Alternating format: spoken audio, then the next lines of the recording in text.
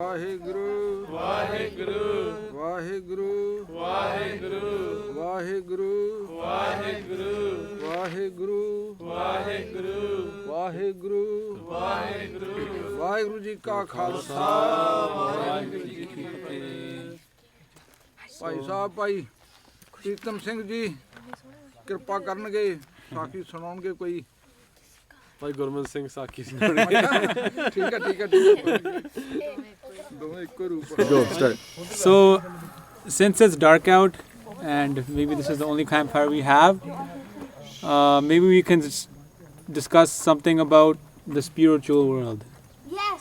Who knows anything about the spiritual world? Like meaning that outside of human beings and jo bhi disda hai sanu, is there anything outside of this like world that we see? Ghost. Okay, ghost. Or kuch? What else do you think there are? So those are bad beings. Are there anything good, like good spirits? Okay, angels. Shaheed Singh. ठीक है. So in this world, we can't see it, but there's always a battle between good and bad.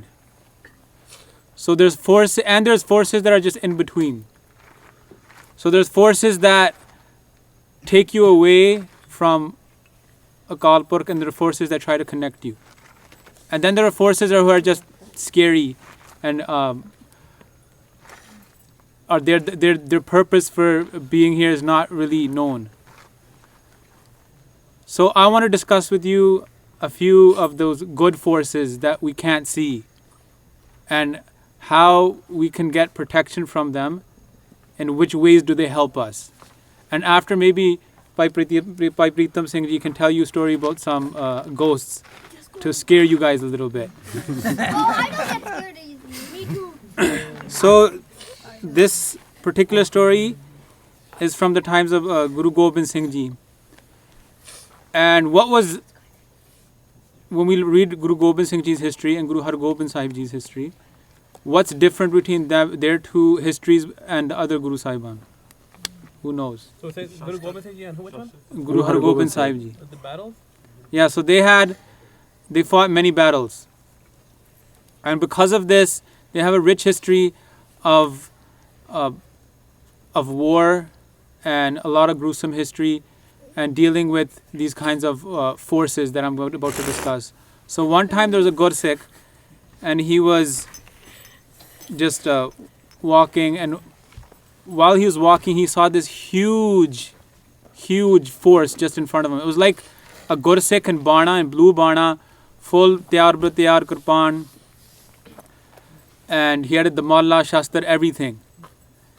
And this Gursikh was so big that it almost like went up into the sky. So now this Gursikh is wondering what was this experience that I had. And he goes back to Guru Sahib Ji and he asks Guru Sahib Ji, like, what was this? So at that time, maybe it wasn't as well known, but there were forces out there that were starting to appear to help Gursikhs in times of war. And Guru Sahib Ji explained to this Gursikh that this was actually a Shaheed Singh. So when we hear the term Shaheed Singh, it's very broad. Maybe you've heard about it. Who here has heard the term the Shaheed Singh for the kids? Hopefully all of you guys have heard that term. So I'll explain to you through the Saakhi what does it mean.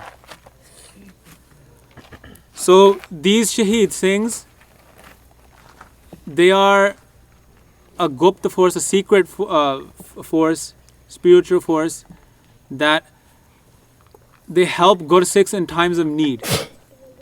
In what ways do they help?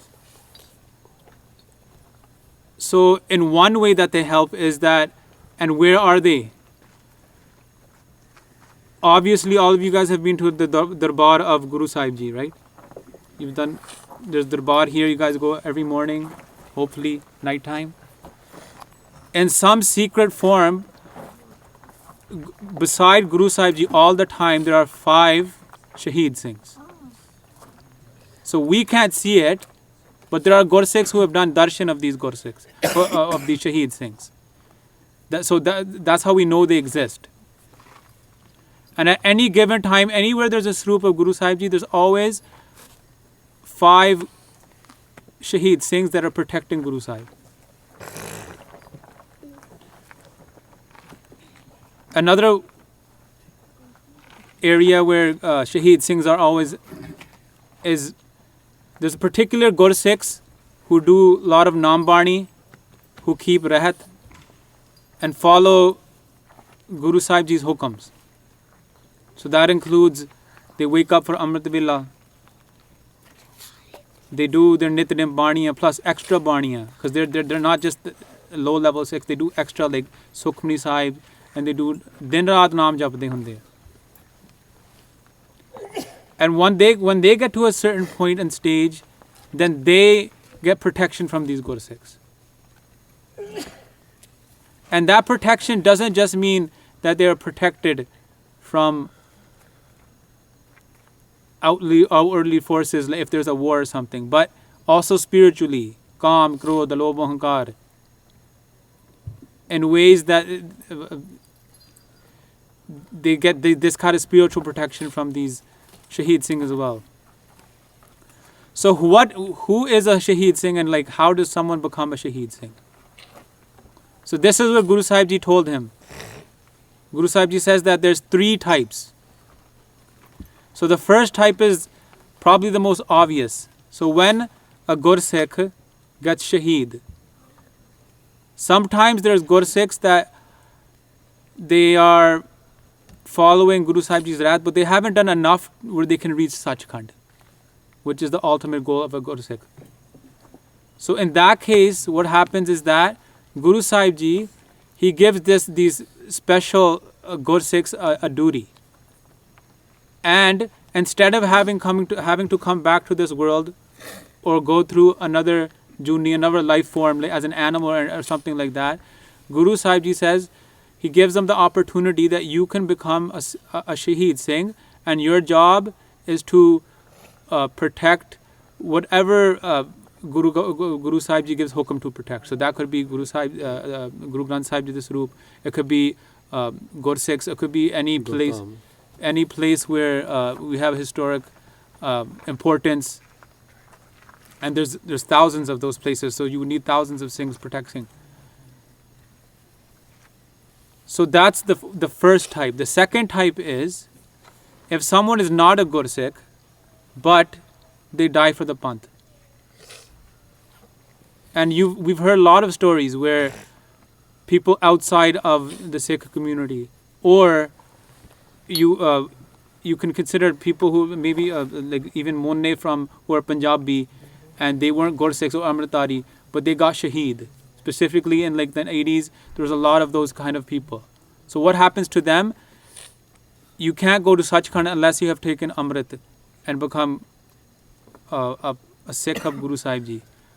So that's the second part, where that person, since they have done a sacrifice for the Sikhs, for the Sikh community, those people are eligible to become Shaheed Singhs after.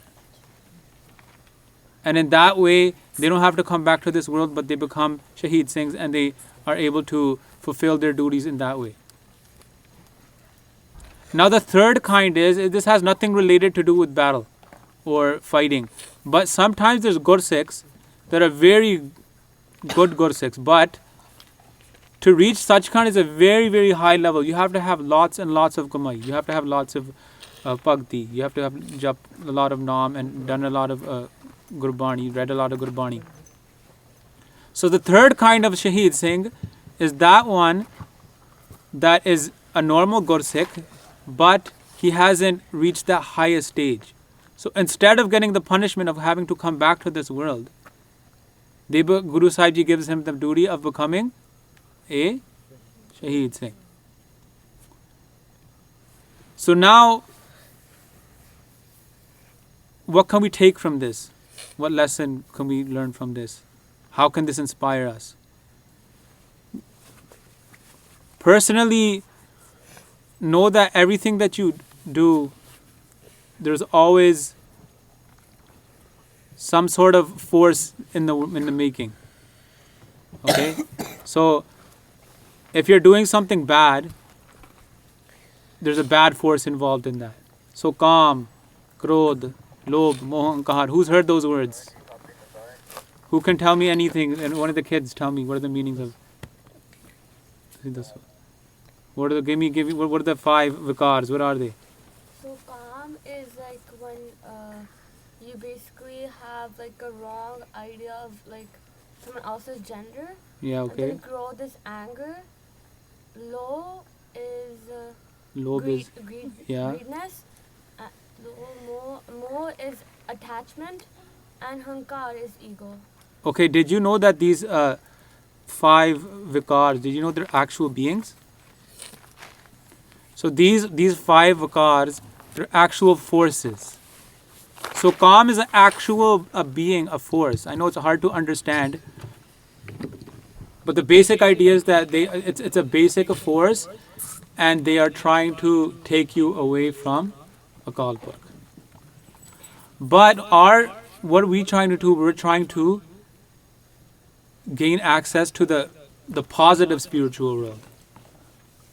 And how do you do that? I gave you the answer, and Guru Sahib Ji gave the answer in the Saakhi, right? Like, if you follow Guru Sahib Ji's rahat, if you do exactly what Guru Sahib Ji says, then you get protection from these good beings. So there are many examples in history of Shaheed Singhs. And recently in 1984, when the Indian government attacked Darbar Sahib, the Indian government had a brand new tank. And what happened was that when the tank tried coming into Darbar Sahib, there's a place in Darbar Sahib, the complex, where Baba Deep Singh Ji, he gave his head. And in that place, the tank just stopped working. And it was a brand new tank, it stopped working. When I asked other Gursikhs of higher avastha, they said at that time that was the workings of Shaheed Singhs. And there's been many other stories of people in their personal lives where they've had this kind of protection. So if you want that kind of protection, then what you have to do is follow Guru Sahib Ji's rahat. And in terms of bad forces, Bhai Preetam Singh Ji can give you some stories about that. For the bad forces, the bad guy comes onto the There's a question? This is not like a question. Could we also do the story where like a guy started like working, like a singer? He wanted to start a band, then he just like, came down and he started playing the garden. People were like, We'll do the Saakhi afterwards. alright. I don't know that Saakhi, so you know. Okay, so I'm going to start with, there's about 3 stories I'm going to tell you. At the end, I'll do a funny story, because I don't want you guys to get scared at night time and not be able to sleep. So the first ghost story. Ghost story. मैं ये story सुनी सीगी ਜਦੋਂ I was maybe 13 ਸਾਲ ਦਾ ਸੀਗਾ। ਇੱਕ ਗੁਰਸਿੱਖ ਨੇ ਸੰਗਤ ਕਰਦਾ ਸੀ, ਅਸੀਂ ਦੇਗ ਤਿਆਰ ਕਰਦੇ ਸੀ ਇਕੱਠੇ। ਸੋ ਉਦੋਂ ਇਦਾਂ ਦਾ ਕੈਂਪ ਹੋਇਆ ਸੀ ਟੋਰਾਂਟੋ ਵਿੱਚ, ਰਾਤ ਦਾ ਸਮਾਂ ਸੀ, ਅਸੀਂ ਦੇਗ ਤਿਆਰ ਕਰਕੇ ਸਮਾਪਤੀ ਸਾਰੀ ਕਰਕੇ ਉਹਨਾਂ ਦੇ ਆਪਾਂ ਸੈਰ ਕਰਦੇ ਹਾਂ। ਉਹ ਮੈਨੂੰ ਬਾਹਰ ਲੈ ਗਏ ਜੰਗਲ ਵਿੱਚ। ਜੰਗਲ 'ਚ ਜਦੋਂ ਲੈ ਕੇ ਗਏ ਉਹਨੇ ਮੈਨੂੰ ਆਪਦੀ ਹੱਡ ਬੀਤੀ ਸੁਣਾਈ। It's his personal story. So it's a ਗੁਰਸਿੱਖ I know very well. ਤੇ ਇਹ ਗੁਰਸਿੱਖ ਦਾ ਝੂਠ ਨਹੀਂ ਬੋਲ ਸਕਦੇ, ਬਹੁਤ ਵਧੀਆ ਸਿੰਘ ਨੇ। ਸੋ ਉਹਨਾਂ ਨੇ ਆਪਦੀ ਸਾਖੀ ਸੁਣਾਈ ਮੈਨੂੰ ਵੀ ਉਹਨਾਂ ਨਾਲ ਕੀ ਹੋਇਆ ਸੀ। ਮੈਂ ਉਹਨੂੰ ਪੁੱਛਣ ਲੱਗ ਗਿਆ ਵੀ ਇੱਦਾਂ ਵੀ ਭੂਤ ਸੱਚੀ ਹੁੰਦੇ ਆ, ਇਹ ਲੋਕੀ ਕਹਿੰਦੇ ਹੁੰਦੇ ਸੱਚੀ ਹੁੰਦੇ ਆ? ਕਹਿੰਦੇ ਵੀ ਹਾਂ ਹੁੰਦੇ ਆ। ਮੈਂ ਕਿਹਾ ਦੱਸੋ ਫਿਰ ਤੁਹਾਨੂੰ ਕੁਛ ਪਤਾ ਭੂਤਾਂ ਬਾਰੇ? ਕਹਿੰਦੇ ਵੀ ਮੇਰੇ ਨਾਲ ਤਾਂ ਆਪ ਹੋਇਆ ਸੀ। ਮੈਂ ਕਿਹਾ ਪੰਗਾ ਪੈ ਗਿਆ। ਸੋ ਪਹਿਲੀ ਗੱਲ ਤਾਂ before getting too far into the story, ਇਹ ਚੀਜ਼ਾਂ ਹੁੰਦੀਆਂ ਨੇ। ਆਪਾਂ ਮੰਨਦੇ ਨਹੀਂ ਹੁੰਦੇ ਜਾਂ ਜੇ ਨਹੀਂ ਮੰਨਦੇ ਤਾਂ ਮਤਲਬ ਇਹ ਨਹੀਂ ਕਿ ਹੈ ਨਹੀਂ। ਪਰ ਗੁਰਸਿੱਖਾਂ ਵਾਸਤੇ ਆਪਾਂ ਨੂੰ ਕੋਈ ਵਰੀ ਕਰਨ ਦੀ ਲੋੜ ਨਹੀਂ ਹੈ ਮੋਸਟਲੀ, ਪਰ ਇਟਸ ਗੁੱਡ ਟੂ ਨੋ, ਕਿਉਂਕਿ ਫਿਰ ਅਸੀਂ ਕੋਈ ਇਹੋ ਜਿਹੀ ਗਲਤੀ ਨਹੀਂ ਕਰ ਸਕਦੇ ਜਿਹਦੇ ਕਰਕੇ ਇਹ ਚੀਜ਼ ਹੋ ਜਾਂਦੀ ਸਾਡੇ ਨਾਲ। ਇਟ ਗਿਵਸ ਅਸ ਅ ਕਾਸ਼ਨਰੀ ਸਟੈਂਸ। ਸੋ ਉਹਨਾਂ ਨੂੰ ਦੱਸਿਆ, ਕਹਿੰਦੇ ਵੀ ਇੱਕ ਵਾਰ ਉਹ ਟੋਰਾਂਟੋ 'ਚ ਰਹਿੰਦੇ ਸੀਗੇ ਤੇ ਉਹ ਰਾਤ ਦੀ ਸ਼ਿਫਟ ਕਰਦੇ ਸੀ, ਕੰਮ 'ਤੇ ਰਾਤ ਨੂੰ ਕੰਮ 'ਤੇ ਜਾਂਦੇ ਹੁੰਦੇ ਸੀਗੇ ਅਤੇ ਕੰਮ ਛੱਡਦੇ ਸੀਗੇ 12 ਵਜੇ ਕੰਮ ਛੱਡ ਦਿੰਦੇ ਸੀ ਰਾਤ ਨੂੰ, and used to drive home from work. ਅਤੇ ਉਸ ਵੇਲੇ ਗੱਡੀ ਦੇ ਪਾਵਰ ਲੌਕਸ ਨਹੀਂ ਹੁੰਦੇ ਹੈ ਨਾ, ਪੁਰਾਣੀਆਂ ਗੱਡੀਆਂ ਹੁੰਦੀਆਂ ਸੀਗੀਆਂ, ਸੋ ਮੈਨੂਅਲੀ ਗੱਡੀ ਲੌਕ ਕਰਨੀ ਹੁੰਦੀ ਸੀਗੀ। ਅਤੇ ਉਹ ਇੱਕ ਇੱਦਾਂ ਦੇ ਏਰੀਆ 'ਚ ਕੰਮ ਕਰਦੇ ਸੀ ਜਿੱਥੇ ਕਾਲੇ ਬਹੁਤ ਸੀਗੇ। ਸੋ ਕਹਿੰਦੇ ਵੀ ਮੇਰੀ ਇਹ ਹੈਬਿਟ ਸੀ ਕਿ ਜਦੋਂ ਵੀ ਮੈਂ ਗੱਡੀ 'ਚ ਬਹਿੰਦਾ ਸੀ ਪਹਿਲਾਂ ਬੈਠ ਕੇ ਸਾਰੇ ਲੌਕ ਲਾਉਂਦਾ ਸੀ ਅਤੇ ਫਿਰ ਗੱਡੀ ਚਲਾਉਂਦਾ ਸੀ, ਕੋਈ ਨਹੀਂ ਤਾਂ ਫਿਰ ਉੱਥੇ ਲੋਕ ਕਾਲੇ ਆ ਕੇ ਗੱਡੀ ਚੋਰੀ ਕਰ ਦਿੰਦੇ ਸੀ, ਬੰਦੇ ਨੂੰ ਬਾਹਰ ਕੱਢ ਕੇ ਗੱਡੀ ਭਜਾ ਕੇ ਲੈ ਜਾਂਦੇ ਸੀ। ਇੱਦਾਂ ਦੇ ਕੇਸ ਬਹੁਤ ਹੋਏ ਸੀ ਉਦੋਂ।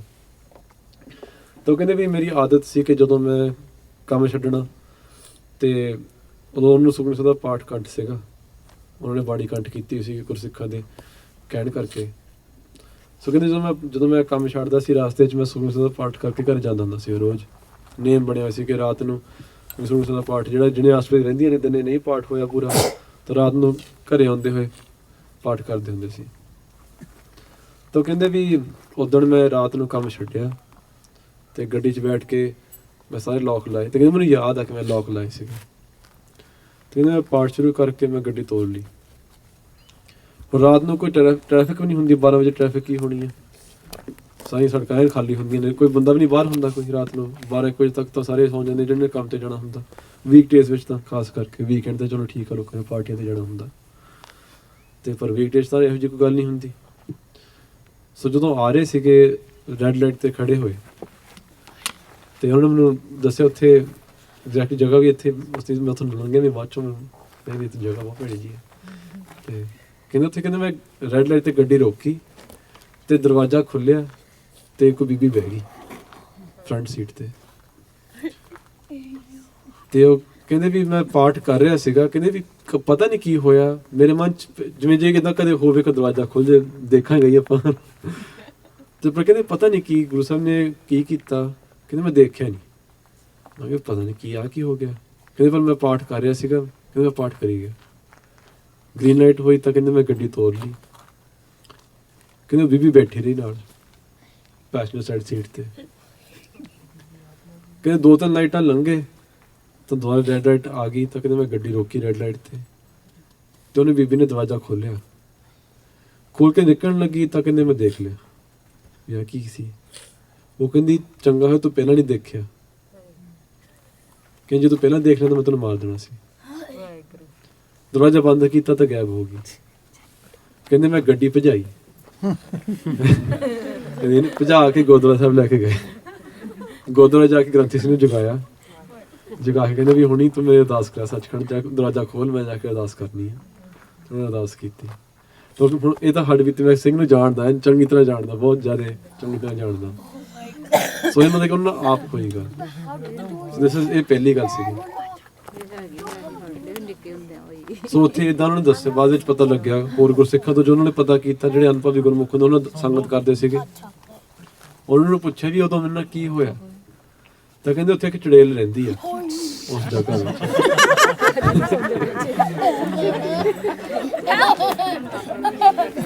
ਤਾਂ ਕਹਿੰਦੇ ਜਿਹੜੀ ਉਹ ਚੁੜੇਲ ਸੀਗੀ ਉਹਦਾ ਕੰਮ ਸੀ ਉੱਥੇ ਉਹ ਫਿਰਦੀ ਹੁੰਦੀ ਸੀ ਰਾਤ ਨੂੰ। ਜਿਹੜੇ ਹੁਣ ਲੋਕੀ ਆਮ ਬੰਦੇ ਹੁੰਦੇ ਆ ਨਾ, ਜਿਹੜੇ ਜਿਵੇਂ ਭੈੜੇ ਬੰਦੇ ਹੁੰਦੇ, ਰਾਤ ਨੂੰ ਜਦੋਂ ਆ ਕੇ ਜਨਾਨੀਆਂ ਨੂੰ ਚੱਕਦੇ ਹੁੰਦੇ ਆ, ਗਲਤ ਕੰਮ ਕਰਨ ਜਾਂਦੇ ਨੇ, ਉਹ ਇਹੋ ਜਿਹੀ ਚੁੜੇਲ ਸੀ, ਉੱਥੇ ਮਰੀ ਸੀ ਉਸ ਕੰਮ ਵਿੱਚ ਹੀ। ਸੋ ਰਾਤ ਨੂੰ ਉੱਥੇ ਫਿਰਦੇ ਸੀ, ਜਿਹੜੇ ਬੰਦਾ ਨੂੰ ਕਿਸੇ ਨੂੰ ਰਾਈਡ ਦੇ ਦਿੰਦਾ ਸੀ, ਉਹਨੂੰ ਜਦੋਂ ਦੇਖ ਲੈਂਦਾ ਸੀ ਉਹਨੂੰ ਮਾਰ ਦਿੰਦੇ ਸੀ। ਉਹਦਾ ਮਤਲਬ ਕੰਮ ਸੀ ਕਿ ਇੱਦਾਂ ਜਾਂ ਉਹਨੂੰ ਉਹਦੇ ਵੱਸ ਕਰ ਲੈਣਾ, ਜਾਂ ਉਹਨੂੰ ਮਾਰ ਦੇਣਾ, ਜਾਂ ਉਹਦਾ ਗਲਤ ਕੰਮ ਇੱਦਾਂ ਕਸ਼ ਕਰਕੇ ਉਹਨੂੰ ਖਰਾਬ ਕਰ ਦੇਣਾ। ਸੋ ਕਹਿੰਦੇ ਵੀ ਤੂੰ ਚੰਗਾ ਤੂੰ ਬਚ ਗਿਆ, ਵੀ ਤੂੰ ਪਾਠ ਕਰ ਰਿਹਾ ਸੀ, ਗੁਰੂ ਸਾਹਿਬ ਤੇਰੀ ਲਾਜ ਰੱਖ ਲਈ। ਉਹਦੇ ਬਾਅਦ ਉਹਨੂੰ ਜਾ ਕੇ ਅਰਦਾਸ ਕਰਾਈ ਉੱਥੇ ਦਰਬਾਰ 'ਚ ਜਾ ਕੇ, ਗੁਰੂ ਸਾਹਿਬ ਦਰਬਾਰ 'ਚ, ਅਤੇ ਇਹਨਾਂ ਤੋਂ ਬਾਅਦ ਕਦੇ ਨਹੀਂ ਹੋਇਆ। ਇਹ ਹੋ ਗਈ ਪਹਿਲੀ ਸਟੋਰੀ। ਦੂਜੀ ਸਟੋਰੀ ਇੱਦਾਂ ਆ, ਹਾਂਜੀ ਹਾਂਜੀ ਮੈਂ ਤੁਹਾਨੂੰ ਲੈ ਜਾਣਾ ਉੱਥੇ, ਤੁਸੀਂ ਦੇਖ ਆਵੇ ਜਾ ਕੇ। ਸਕੈਰੀ ਸਟੋਰੀ ਕਿਹੜੀ ਰੋਡ ਤੇ ਜਿਹੜਾ ਕਾਲੀ ਸੀ ਤੇ ਟੋਰਾਂਟੋ ਅੱਜ ਤੁਹਾਨੂੰ ਲੈ ਜਾਵਾਂਗੇ ਹਾਂਜੀ ਜੀ ਹੋਰ ਪੁੱਛਦੇ ਆ ਅੰਮ੍ਰਿਤਸਰ ਹੀ ਸੀ ਸੁਣਿਓ ਹਾਂ ਦੱਸ ਦਿਓ ਹਾਂਜੀ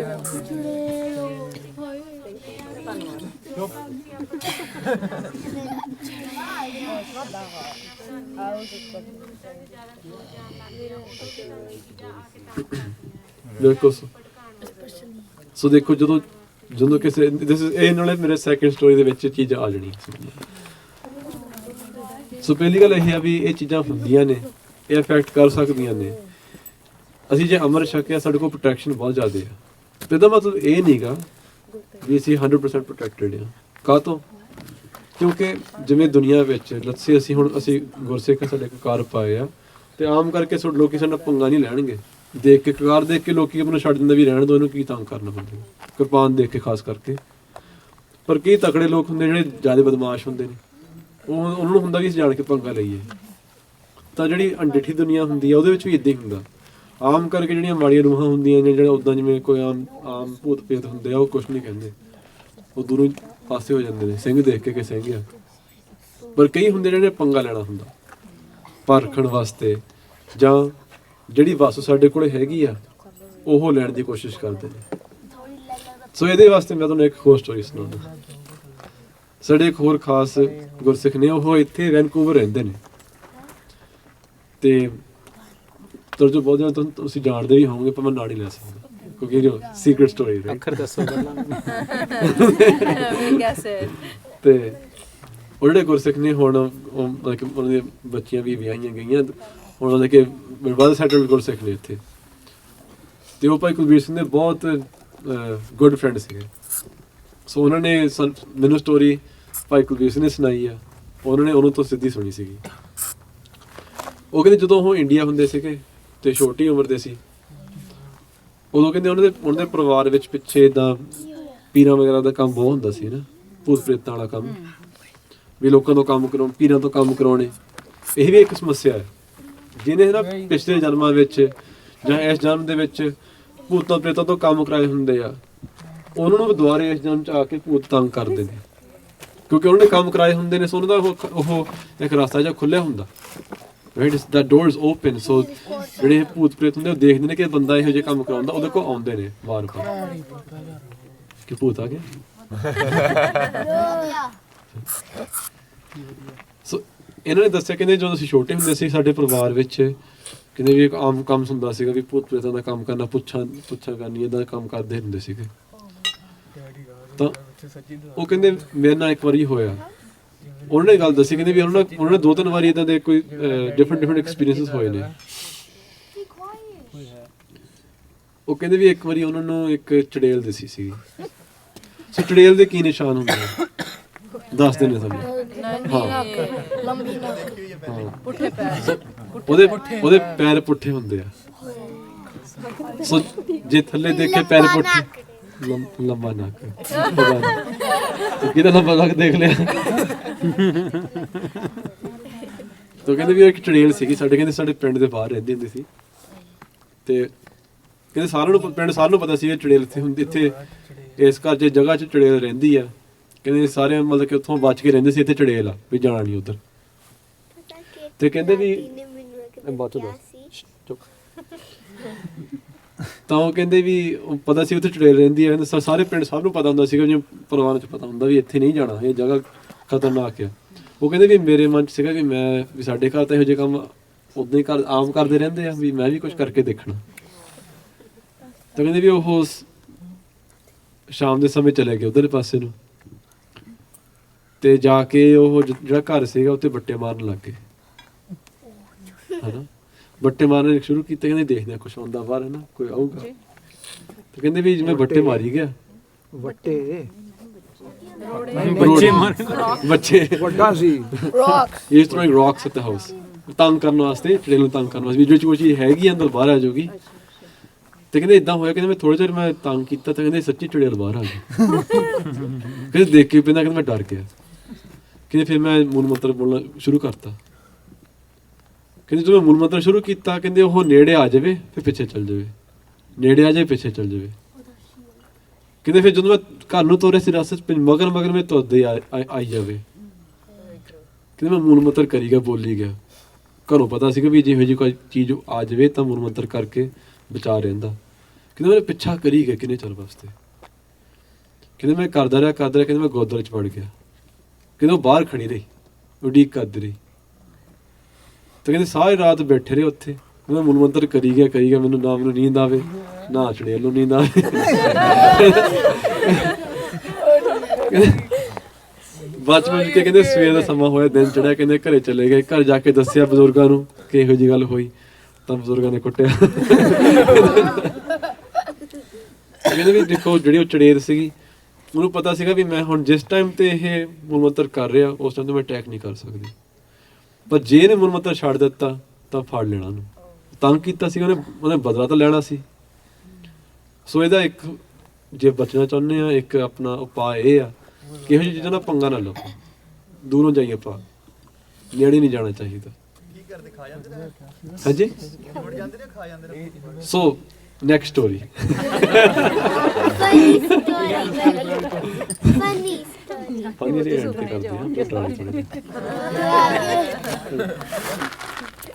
ਸੋ ਤੀਜੀ ਸਟੋਰੀ ਏਦਾਂ ਆ ਵੀ ਜਦੋਂ ਭੂਤ ਪ੍ਰੇਤ ਆਉਂਦੇ ਨੇ ਤਾਂ ਉਹ ਕੀ ਕਰਦੇ ਨੇ ਤੇ ਉਹਨਾਂ ਨੂੰ ਉਸ ਚੋਂ ਕੀ ਫਾਇਦਾ ਹੁੰਦਾ ਉਹ ਚੀਜ਼ ਵਿੱਚੋਂ। ਸੋ ਭੂਤ ਪ੍ਰੇਤ ਵੀ ਅਲੱਗ-ਅਲੱਗ ਤਰ੍ਹਾਂ ਦੇ ਹੁੰਦੇ ਨੇ। ਮੈਂ ਤੁਹਾਨੂੰ ਥੋੜੇ ਜਿਹੇ ਵਿੱਚੋਂ ਐਗਜ਼ਾਮਪਲ ਦੱਸ ਦਿੰਦਾ। ਸੋ ਇੱਕ ਹੁੰਦੇ ਆ ਭੂਤ। ਸੋ ਭੂਤ ਸਭ ਤੋਂ ਲੋ ਲੈਵਲ 10 ਯਾਦ ਹੈ। ਭੂਤ ਪ੍ਰੇਤ ਪਿਸਾਚ ਪੀਰ ਤੇ ਵੀਰ ਇਹ ਮੇਨ ਵੱਡੇ ਨੇ। ਹੋਰ ਕਈ ਛੋਟੇ ਚੜੇਲਾਂ ਹੋ ਗਈਆਂ ਜਿਵੇਂ ਪਿਸਾਚਣੀਆਂ ਹੁੰਦੀਆਂ ਨੇ ਜਾਂ ਉਹ ਡਾਕਣੀ ਹੁੰਦੀ ਆ। ਇਹਦਾ ਕਈ ਡਿਫਰੈਂਟ ਤਰੀਕਿਆਂ ਦੇ ਹੁੰਦੇ, ਪਰ ਮੇਨ ਆ ਹੋ ਗਏ ਨਾ। ਤਾਂ ਜਮਦੂਤ ਬਾਅਦ ਜਿਹੜੇ ਭੂਤ ਹੁੰਦੇ ਆ ਉਹ ਮੋਸਟਲੀ ਜਿਵੇਂ ਲੋਅਰ ਲੈਵਲ ਦੇ ਭੂਤ ਹੁੰਦੇ ਆ, ਲੋਅਰ ਲੈਵਲ ਬੀਇੰਗਸ ਨੇ। ਉਹ ਜ਼ਿਆਦਾ ਤੰਗ ਨਹੀਂ ਕੁਛ ਕਰ ਨਹੀਂ ਸਕਦੇ, ਫਿਜ਼ੀਕਲੀ ਆ ਕੇ ਤੁਹਾਨੂੰ ਛੇੜ ਨਹੀਂ ਸਕਦੇ। ਹੋ ਸਕਦਾ ਦਿਸ ਜਾਣ ਤੇ ਦਿਖਾ ਕੇ ਤੁਹਾਨੂੰ ਡਰਾਉਣ ਦੀ ਕੋਸ਼ਿਸ਼ ਕਰਨਗੇ, ਕਿਉਂਕਿ ਜਦੋਂ ਤੁਸੀਂ ਡਰਦੇ ਹੋ ਉਹਨੂੰ ਉਹਦੇ ਚੋਂ ਐਨਰਜੀ ਮਿਲਦੀ ਆ। ਉਹਨਾਂ ਦੀ ਖੁਰਾਕ ਹੈ ਤੁਹਾਡਾ ਡਰ, ਉਹਨਾਂ ਦੀ ਖੁਰਾਕ ਹੈ। ਇਟਸ ਵਾਟ ਦੇ ਈਟ, ਦੇ ਫੀਡ ਆਫ ਯੂਰ ਫੀਅਰ। ਸੋ ਇੱਕ ਤਾਂ ਹੁੰਦੇ ਜਿਹੜੇ ਭੂਤ ਹੁੰਦੇ ਆ, ਨੋਰਮਲ ਗੋਸਟ ਹੁੰਦੇ ਆ, ਉਹ ਦਿਸ ਪੈਂਦੇ ਨੇ, ਡਰਾ ਦਿੰਦੇ ਨੇ, ਪਰ ਉਹ ਕੁਛ ਫਿਜ਼ੀਕਲੀ ਤੁਹਾਨੂੰ ਕੁਛ ਕਰ ਨਹੀਂ ਸਕਦੇ। ਜਿਹੜੇ ਨੈਕਸਟ ਲੈਵਲ ਦੇ ਹੁੰਦੇ ਆ ਉਹ ਪ੍ਰੇਤ ਹੁੰਦੇ ਨੇ। ਜਿਹੜੇ ਪ੍ਰੇਤ ਹੁੰਦੇ ਆ ਉਹਨਾਂ ਕੋਲ ਥੋੜ੍ਹੀ ਜਿਹੀ ਐਨਰਜੀ ਹੁੰਦੀ ਆ। ਉਹ ਫਿਜ਼ੀਕਲ ਵਰਲਡ ਵਿੱਚ ਥੋੜ੍ਹਾ ਬਹੁਤਾ ਕੁਛ ਕਰ ਸਕਦੇ ਹੁੰਦੇ ਨੇ। ਜਿਵੇਂ ਕੋਈ ਚੀਜ਼ ਹਿਲਾ ਦਿੱਤੀ, ਦਰਵਾਜ਼ਾ ਭੰਨਤਾ ਜਾਂ ਹਵਾ ਮਾਰਤੀ, ਇੱਦਾਂ ਕੁਛ ਕਰਕੇ ਤੁਹਾਨੂੰ ਹੋਰ ਡਰਾ ਸਕਦੇ ਨੇ। ਜਿੱਦੋਂ ਉਹਨੂੰ ਵੱਧ ਉਹਨਾਂ ਨੂੰ ਸ਼ਕਤੀ ਮਿਲਦੀ ਆ, ਉਹ ਉਹਨਾਂ ਦੀ ਖੁਰਾਕ ਹੁੰਦੀ ਹੈ, ਤਾਂ ਡਰਾਉਂਦੇ ਹੁੰਦੇ ਆ ਕੇ। ਜਦੋਂ ਨੈਕਸਟ ਲੈਵਲ ਜਿਹੜੇ ਹਾਇਰ ਬੀਇੰਗਸ ਹੁੰਦੇ ਨੇ ਉਹ ਹੁੰਦੇ ਨੇ ਪੀਰ। ਜਿਹੜੇ ਪੀਰ ਹੁੰਦੇ ਮੁਸਲਮਾਨਾਂ ਦਾ ਕੰਮ ਹੁੰਦਾ ਜ਼ਿਆਦਾ ਪੀਰਾਂ ਵਾਲਾ। ਜਿਹੜੇ ਮੁਸਲਮਾਨ ਹੁੰਦੇ ਨੇ ਉਹ ਜਿਹੜੇ ਇਹੋ ਜਿਹੇ ਭੂਤਾਂ ਪ੍ਰੇਤਾਂ ਵਾਲੇ ਕੰਮ ਕਰਦੇ ਨੇ ਬਾਅਦ ਚੋਂ ਪੀਰ ਬਣ ਜਾਂਦੇ ਨੇ ਉਹ। ਸੋ ਉਹਨਾਂ ਤੋਂ ਲੋਕੀ ਕੰਮ ਕਰਾਉਂਦੇ ਨੇ ਉਹਨੂੰ ਵਸ ਕਰਕੇ। ਜਿਹੜੇ ਪੀਰ ਹੁੰਦੇ ਆ ਇਹਨਾਂ ਕੋਲ ਕਾਫੀ ਪਾਵਰ ਹੁੰਦੀ ਆ। ਉਹ ਬੰਦੇ ਦੇ ਹਾਵੀ ਹੋ ਜਾਂਦੇ ਨੇ, ਤੁਹਾਨੂੰ ਫਿਜ਼ੀਕਲੀ ਵੀ ਤੁਹਾਡੇ ਸੁਪਨੇ ਵਿੱਚ ਆ ਕੇ ਤੁਹਾਨੂੰ ਟੱਚ ਵੀ ਕਰ ਸਕਦੇ ਨੇ, ਤੁਹਾਨੂੰ ਡਰਾ ਸਕਦੇ ਨੇ, ਸੁਪਨੇ ਜਾ ਕੇ ਦਬਾਅ ਵੀ ਪਾ ਸਕਦੇ ਨੇ। ਸੋ ਦਬਾਅ ਪਾਉਣਾ ਕੀ ਹੁੰਦਾ, ਜਿਵੇਂ ਲਾਈਕ ਦਾ ਪ੍ਰੈਸ਼ਰ ਪਾਉਣਾ ਉੱਤੇ ਸਰੀਰ ਦੇ ਉੱਤੇ, ਰਾਈਟ। ਸੋ ਇਹ ਹੁੰਦੇ ਨੇ, ਇਹਨਾਂ ਕੋਲ ਵੱਧ ਪਾਵਰ ਹੁੰਦੀ ਹੈ। ਤੇ ਇਹ ਕੀ ਕਰਦੇ, ਇਹ ਵੀ ਇਹਨਾਂ ਦੀ ਖੁਰਾਕ ਵੀ ਇਹੀ ਆ ਕਿ ਇਹਨਾਂ ਨੇ ਤੁਹਾਡੇ ਡਰ ਤੋਂ ਇਹਨਾਂ ਨੂੰ ਖੁਰਾਕ ਮਿਲਦੀ, ਐਨਰਜੀ ਮਿਲਦੀ ਹੈ।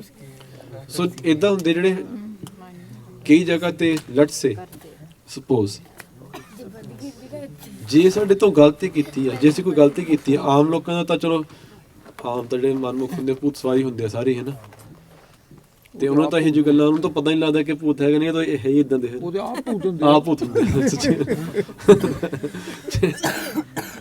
ਤੇ ਪਰ ਇਹ ਹੋ ਜਾਂਦਾ ਜੇ ਕਿਸੇ ਨੇ ਕੋਈ ਰਹਿਤ ਵਿੱਚ ਢਿੱਲ ਕੀਤੀ ਹੁੰਦੀ ਆ। ਉੱਦਾਂ ਨਹੀਂ, ਜੇ ਰਹਿਤ ਵਿੱਚ ਕੋਈ ਢਿੱਲ ਨਾ ਕੀਤੀ ਹੋਵੇ, ਭਾਵੇਂ ਬੰਦਗੀ ਭਗਤੀ ਘੱਟ ਵੀ ਹੈਗੀ ਆ, ਤੇ ਜੇ ਕੋਈ ਜਿਵੇਂ ਸੁਧਾਰਨ ਅਵਸਥਾ ਨਾਲ ਗੁਰਸਿੱਖ ਹੋਵੇ ਤਾਂ ਆਮ ਕਰਕੇ ਕੋਈ ਇਹੋ ਜਿਹੀ ਮਾੜੀ ਰੂਹ ਅੰਦਰ ਆ ਕੇ ਤੁਹਾਡੇ 'ਤੇ ਕਾਬੂ ਨਹੀਂ ਕਰ ਸਕਦੀ। ਪਰ ਜੇ ਅਸੀਂ ਜੇ ਅਸੀਂ ਕੋਈ ਗਲਤੀ ਕੀਤੀ ਹੋਵੇ ਤਾਂ ਫਿਰ ਉਹ ਚੀਜ਼ ਅੰਦਰ ਵੜ ਕੇ ਤੁਹਾਡੇ 'ਤੇ ਕੰਟਰੋਲ ਕਰ ਸਕਦੀ ਹੈ। ਸੋ ਮੈਂ ਤੁਹਾਨੂੰ ਇਹ ਆਪਦੀ ਪਰਸਨਲ ਤੁਹਾਨੂੰ ਸਟੋਰੀ ਦੱਸ ਦਿੰਦਾ। ਸਾਡੇ ਨਾਲ ਦੇ ਇੱਕ ਗੁਰਸਿੱਖ ਸੀਗੇ ਅਤੇ ਮੇਰੇ ਕਾਫੀ ਨੇੜਤਾ ਉਹਨਾਂ ਦਾ, ਮੇਰੇ ਵਨ ਮਾਈ ਬੈਸਟ ਫਰੈਂਡਸ ਕਹਿ ਲਓ ਰਾਈਟ। ਅਤੇ ਉਹਨਾਂ ਨਾਲ ਇੱਦਾਂ ਹੋ ਗਿਆ, ਅਸੀਂ ਆਪ ਅੱਖੀਂ ਦੇਖਿਆ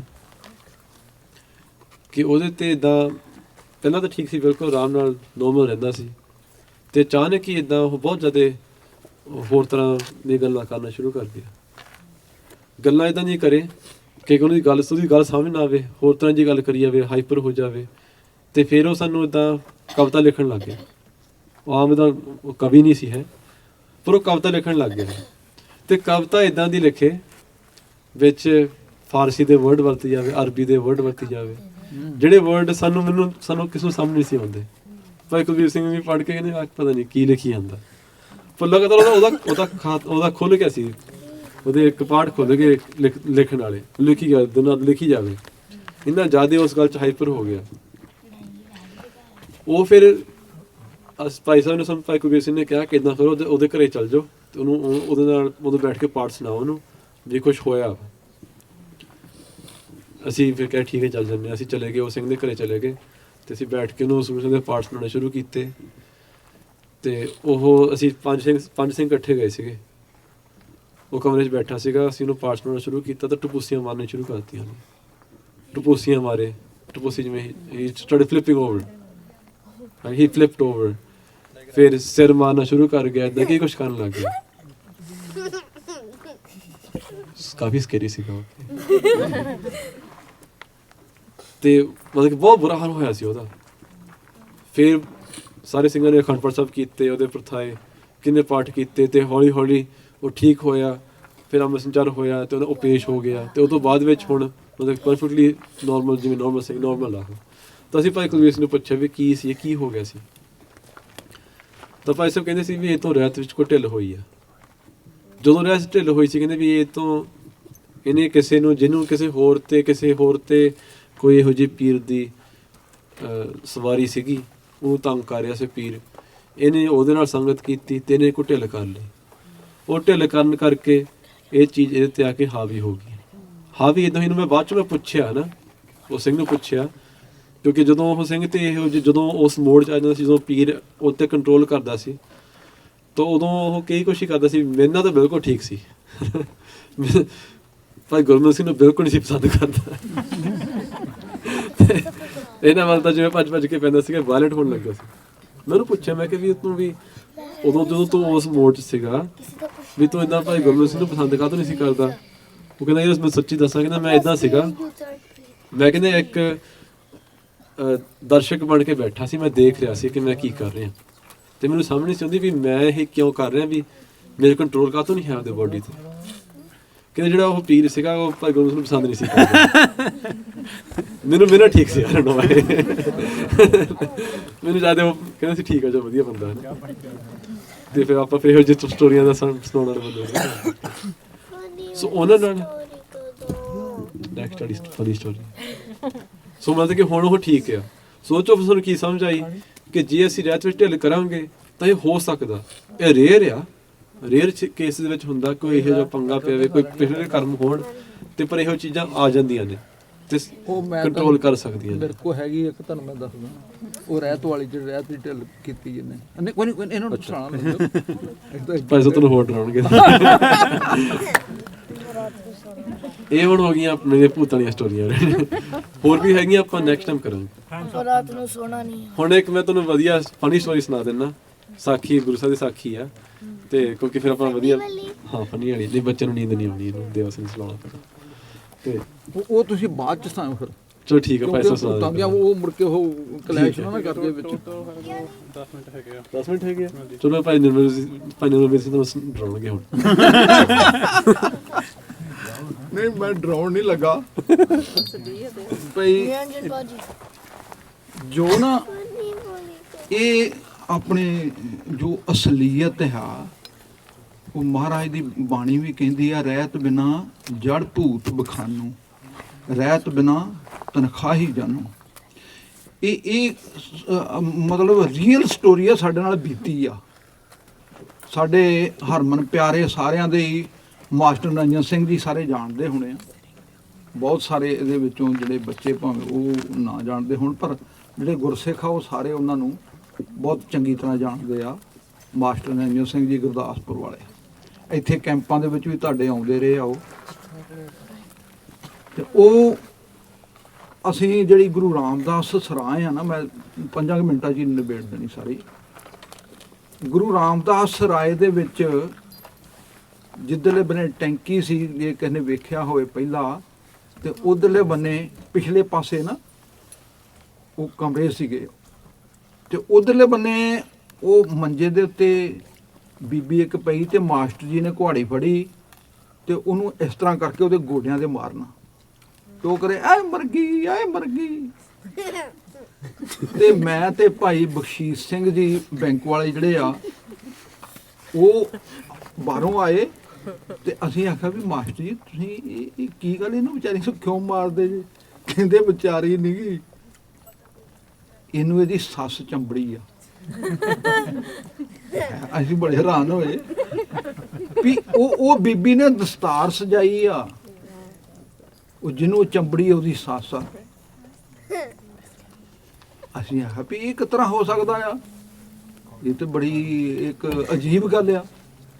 ਉਹ ਕਹਿੰਦੇ ਵੀ ਇਹ ਇਸੇ ਤਰ੍ਹਾਂ ਹੀ ਆ। ਤੇ ਭਾਈ ਸਾਹਿਬ ਦੀ ਉਹ ਇਹਨਾਂ ਦੀਆਂ ਇਹੋ ਜਿਹੀਆਂ ਗੱਲਾਂ ਦੇ ਵਿੱਚ ਬੜਾ ਇੰਟਰਸਟ ਲੈਂਦੇ ਆ। ਭਾਈ ਬਖਸ਼ੀਸ਼ ਸਿੰਘ ਜੀ ਮੇਰੇ ਸਾਥੀ, ਅਸੀਂ ਜੇਲ੍ਹ 'ਚ ਵੀ 5 ਸਾਲ ਇਕੱਠੇ ਰਹੇ ਹਾਂ। ਤੇ ਉਹ ਅੱਜ ਕੱਲ੍ਹ ਹੁਣ ਇੰਗਲੈਂਡ ਗਏ ਆ, ਤੇ ਉਹਨਾਂ ਨੇ ਉਹ ਕਹਿੰਦੇ ਆ ਵੀ ਇਹਨੂੰ ਸਾਡੇ ਕਮਰੇ 'ਚ ਲਿਆਓ ਉੱਪਰ।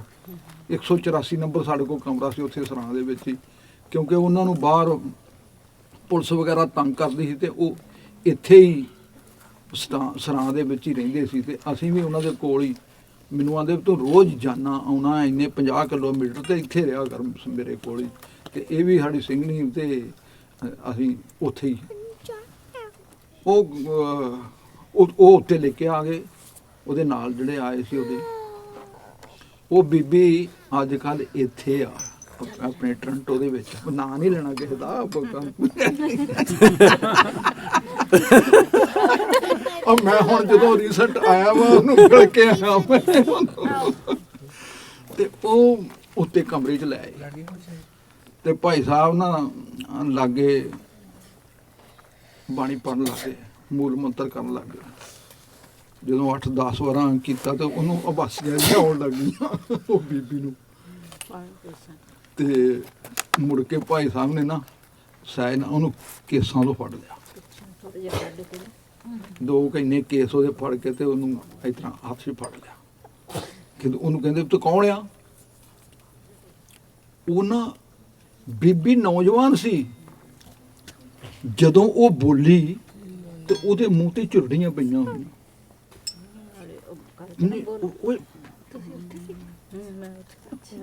ਉਹ ਜਦੋਂ ਉਹ ਬੋਲੀ ਨਾ, ਤਾਂ ਉਹ ਇਸ ਤਰ੍ਹਾਂ ਬੋਲੀ, ਉਹਦੀ ਆਵਾਜ਼ ਇਸ ਤਰ੍ਹਾਂ ਨਿਕਲੀ ਜਿੱਦਾਂ ਮੂੰਹ ਦੇ ਵਿੱਚ ਦੰਦ ਨਹੀਂ ਹੁੰਦੇ। ਹੁਣ ਨੌਜਵਾਨ ਬੋਲਦਾ ਆ ਜਾਂ ਜਿਹਦੇ ਮੂੰਹ 'ਚ ਦੰਦ ਨਹੀਂ ਹੁੰਦੇ, ਬੁੱਢਾ ਹੁੰਦਾ ਆ, ਉਹਦੀ ਆਵਾਜ਼ ਪਛਾਣੀ ਜਾਂਦੀ ਆ। ਤੇ ਉਹ ਇਸ ਤਰ੍ਹਾਂ ਬੁੱਢਿਆਂ ਵਾਂਗੂ ਬੋਲੀ, ਤੇ ਨਾਲੇ ਉਹਦਾ ਚਿਹਰਾ ਵੀ ਬੁੱਢਾ ਹੋ ਗਿਆ ਉਸੇ ਤਰ੍ਹਾਂ ਹੀ। ਭਾਈ ਸਾਹਿਬ ਕਹਿੰਦੇ ਆ ਵੀ ਤੂੰ, ਉਹ ਕਹਿੰਦੀ ਮੈਂ ਇਹਦੀ ਸੱਸ ਆ। ਕਹਿੰਦੇ ਤੂੰ ਬੜਾ ਭਲਾ ਕੀਤਾ ਹੈ, ਆਪਣੀ ਨੌਂ ਨੂੰ ਤੰਗ ਕਰ ਰਹੀ ਹੈ ਤੂੰ।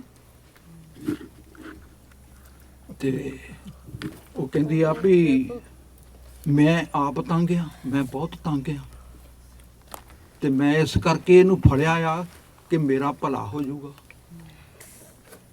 ਇਹ ਬਾਣੀ ਪੜਨਗੇ ਇਹਦੇ ਮੁਤਲਕ ਤੇ ਮੇਰਾ ਭਲਾ ਹੋਊਗਾ।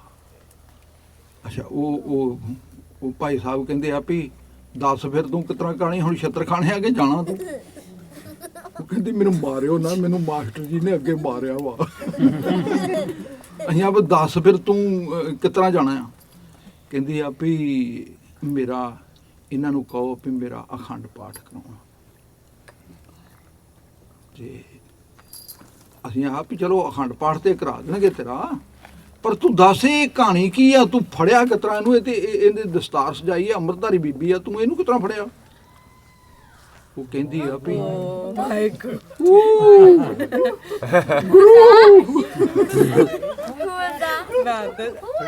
This is like a prank. Waheguru Waheguru, ਇੱਧਰ ਧਿਆਨ ਕਰੋ। ਤੇ ਉਹ ਨਾ ਉਹ ਬੀਬੀ ਕਹਿੰਦੀ ਆ ਵੀ ਉਹ ਭਾਈ ਸਾਹਿਬ ਕਹਿੰਦੇ ਆ ਵੀ ਅਸੀਂ ਹੁਣ ਇਸ ਟਾਈਮ ਤੇ ਤੂੰ ਚਲੇ ਜਾ, ਅਖੰਡ ਪਾਠ ਤੇਰਾ ਹੋ ਜਾਊਗਾ। ਤੇ ਉਹ ਕਹਿੰਦੀ ਮੇਰੀ ਅਰਦਾਸ ਕਰੋ। ਭਾਈ ਸਾਹਿਬ ਕਹਿੰਦੇ ਅਸੀਂ ਤੇਰੀ ਅਰਦਾਸ ਨਹੀਂ ਕਰਨੀ ਕੋਈ ਵੀ, ਅਸੀਂ ਇਹ ਬੀਬੀ ਦੀ ਅਰਦਾਸ ਕਰਾਂਗੇ, ਉਹਦਾ ਨਾਂ ਲੈ ਕੇ ਅਰਦਾਸ ਕਰਾਂਗੇ। ਤੇ ਉਹ ਭਾਈ ਸਾਹਿਬ ਨੇ ਅਰਦਾਸ ਕੀਤੀ। ਜਦੋਂ ਅਰਦਾਸ ਕੀਤੀ ਤੇ ਉਹ ਡਿੱਗ ਪਈ ਤੇ ਕੁਛ ਚਿਰ ਬਾਅਦ ਉਹਨੂੰ ਨਾ ਹੋਸ਼ ਆ ਗਈ। ਤੇ ਉਹ ਪਹਿਲਾਂ ਕਰੇ ਜਦੋਂ ਉਹ ਡਿੱਗੀ ਤੇ ਉਹ ਕਰੇ ਮੇਰਾ ਮੋਢਾ ਮੇਰਾ ਮੋਢਾ ਮੇਰਾ ਮੋਢਾ ਗਿਆ, ਮੇਰਾ ਮੋਢਾ ਗਿਆ। ਉਹਨੇ ਉਹਨੂੰ ਮੋਢੇ ਤੋਂ ਜਿਸ ਤਰ੍ਹਾਂ ਫੜਿਆ ਹੁੰਦਾ ਨਾ ਇਸ ਤਰ੍ਹਾਂ, ਤੇ ਉਹ ਛੱਡ ਕੇ ਤੇ ਉਹ ਚਲੇ ਗਈ।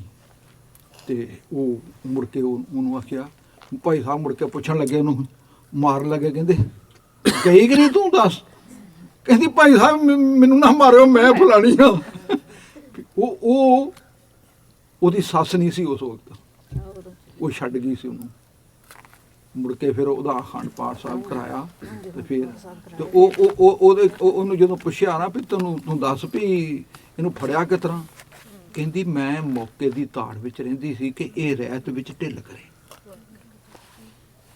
ਵੀ ਜਿਉਂ ਹੀ ਰਹਿਤ ਵਿੱਚ ਢਿੱਲ ਕਰੇਗੀ ਮੈਂ ਇਹਨੂੰ ਫੜ ਲੈਣਾ। ਤੇ ਮੈਂ ਕਹਿੰਦੀ ਇਹਨਾਂ ਦੇ ਉੱਥੇ ਖੇਤਾਂ ਦੇ ਵਿੱਚ ਹੀ ਤੁਰੀ ਫਿਰਦੀ ਸੀ, ਇਹਨਾਂ ਦੇ ਘਰ ਦੇ ਦੁਆਲੇ ਦੁਆਲੇ, ਕਦੀ ਮੈਨੂੰ ਹੋਰ ਕੋਈ ਕੰਮ ਨਹੀਂ ਸੀ। ਮੈਂ ਅੱਗੇ ਬੜੀ, ਮੇਰੀ ਆਤਮਾ ਬਹੁਤ ਦੁਖੀ ਸੀ ਤੇ ਇਸ ਕਰਕੇ ਮੈਂ ਮੌਕੇ ਦੀ ਤਾੜ ਵਿੱਚ ਰਹਿੰਦੀ ਸੀ। ਇੱਕ ਦਿਨ ਕੀ ਹੋਇਆ ਕਿ ਬੱਤੀ ਚਲੇ ਗਈ ਤੇ ਇਹ ਸਵੇਰੇ ਅੰਮ੍ਰਿਤ ਵੇਲੇ ਇਸ਼ਨਾਨ ਕਰਦੀ ਸੀ। ਤੇ ਇਹਦੇ ਕੋਲੋਂ ਕਸ਼ਹਿਰਾ ਜਿਹੜਾ ਨਾ, ਉਹ ਦੋਵੇਂ ਪਹੁੰਚੇ ਜਿਹੜੇ ਆ ਉਹ ਇਹਨੇ ਕਸ਼ਹਿਰੇ ਦੇ ਦੋਵੇਂ ਪਹੁੰਚੇ ਲਾ ਦਿੱਤੇ। ਤੇ ਮੈਂ ਕਹਿੰਦੀ ਦਵਾ ਦਵੇ ਨੂੰ ਫੜ ਲਿਆ ਉਸੇ ਵੇਲੇ ਹੀ। ਹੁਣ ਇਹ ਤੋਂ ਕੀ ਸਿੱਖਿਆ ਮਿਲਦੀ ਆ? ਜਿਹੜਾ ਮਹਾਰਾਜ ਦੀ ਰਹਿਤ ਆ ਉਹ ਇਹੋ ਹੀ ਆ ਵੀ ਜਿਹੜਾ ਜਦੋਂ ਆਪਾਂ ਇਸ਼ਨਾਨ ਕਰਨਾ ਆ ਉਦੋਂ ਕਸ਼ਹਿਰੇ ਦਾ ਇੱਕ ਪਹੁੰਚਾ ਗਿੱਲੇ ਦਾ ਲਾਉਣਾ ਆ ਤੇ ਸੁੱਕੇ ਦਾ ਦੂਜਾ ਪਾਉਣਾ ਆ, ਫਿਰ ਦੂਜਾ ਗਿੱਲਾ ਲਾਉਣਾ ਆ ਤੇ ਦੂਜਾ ਪਾਉਣਾ ਆ। ਦੋਵੇਂ ਕਸ਼ਹਿਰੇ ਦੇ ਪਹੁੰਚੇ ਕਦੀ ਵੀ ਨਹੀਂ ਲਾਉਣੇ, ਕਿਉਂਕਿ ਇਹ ਗੁਰੂ ਕੀ ਰਹਿਤ ਆ। ਇਹ ਰਹਿਤ ਦਾ ਮਤਲਬ ਇਹ ਆ ਜਿਹੜਾ ਵੀ ਸਾਨੂੰ ਗੁਰੂ ਸਾਹਿਬ ਨੇ ਇਹ ਪੰਜੇ ਕਕਾਰ ਦਿੱਤੇ ਆ, ਇਸੇ ਕਰਕੇ ਕਿਹਾ ਕਿ ਸਰੀਰ ਤੋਂ ਅਲੱਗ ਨਹੀਂ ਕਰਨੇ।